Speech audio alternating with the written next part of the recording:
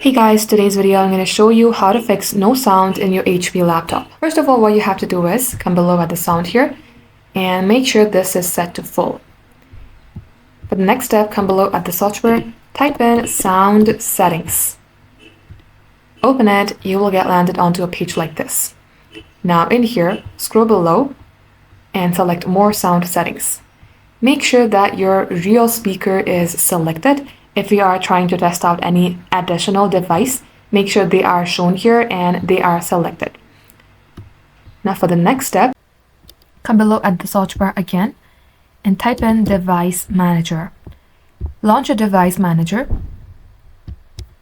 Scroll below and here you will see a settings related with your sound.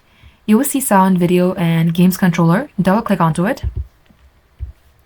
Now you will see various sounds here. You have to update each of them.